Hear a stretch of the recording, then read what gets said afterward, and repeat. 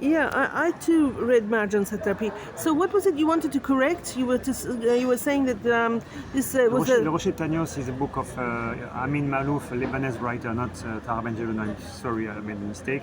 Amin Malouf is Lebanese, but you know in Lebanon they speak both Arabic, of course, and also French and English. And he's a writer in French language, and he wrote a few books, and he got also this famous prize called Prix Goncourt in France. He got it also for Le Rocher Tagnos, his book especially.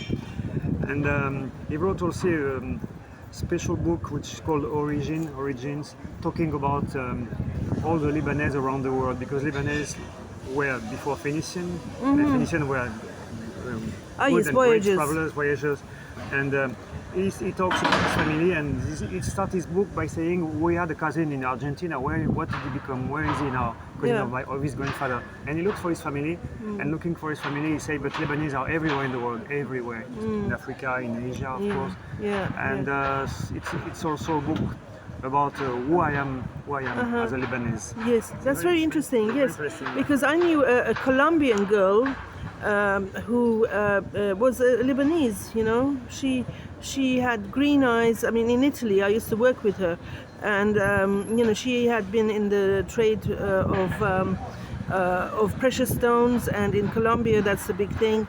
So yeah, you know that's called the diaspora. You know. Diaspora, exactly, Yes. exactly, diaspora libanaise.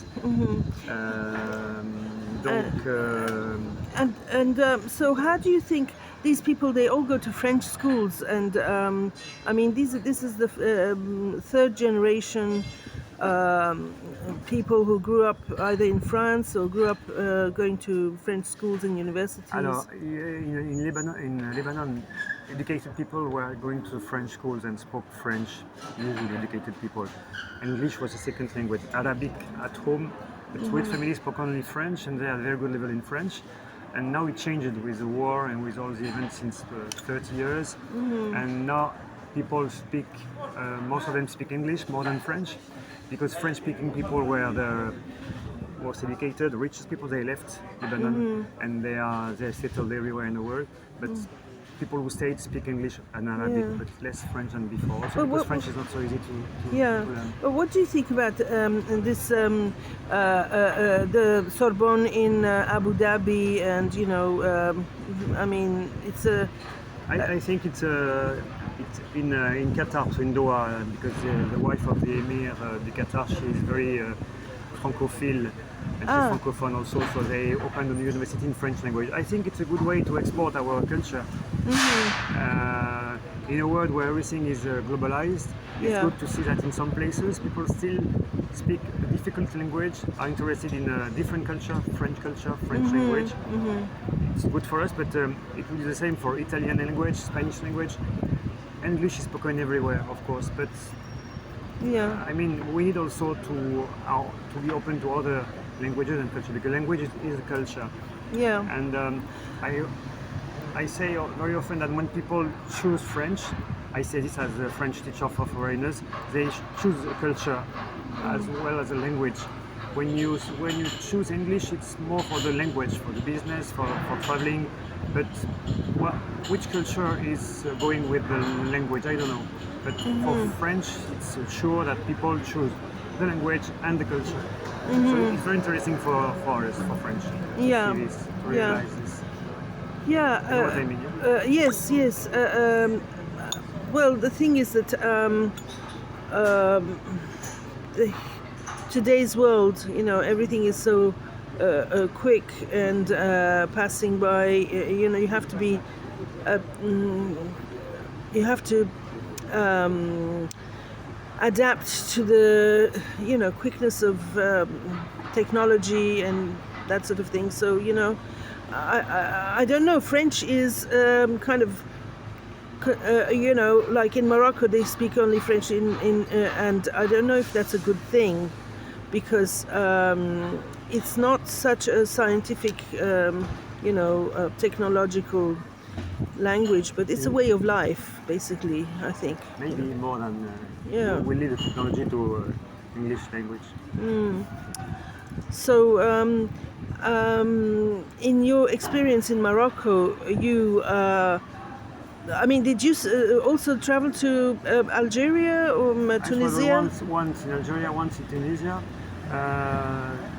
The three countries speak French because Algeria was a French colony, Tunisia and Morocco were French protectorate, so it was different.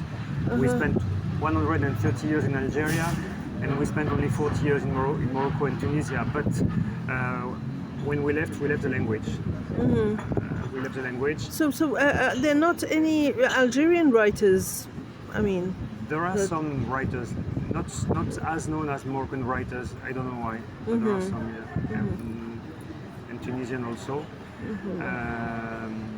I know one Tunisian author in Paris called Saber Mansouri.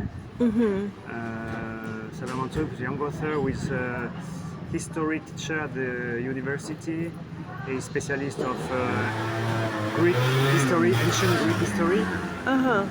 And he's writing since a long time, and he published a few books already, literature books and also history books, of course.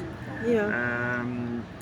And I wonder why the Algerians don't, are not so well known in their literature. There are some. I know one also, which is Anwar Ben Malek, who is Algerian living in France. He's mathematics teacher also, and Mathematician. Mathematician, yeah, mathematician, and he teaches mathematics at the university in Bretagne. And this guy wrote a lot about his country, about stories, about people who left their country, like he did.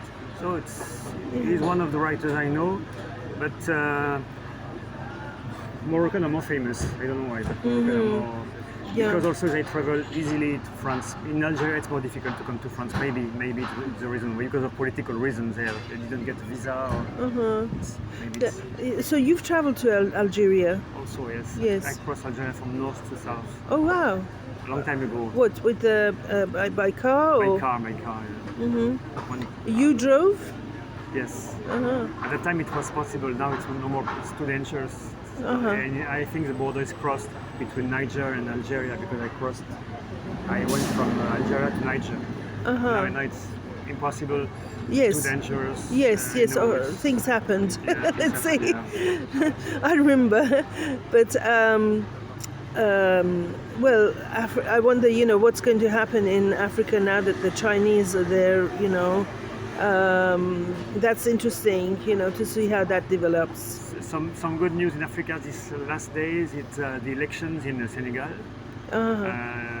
legislative.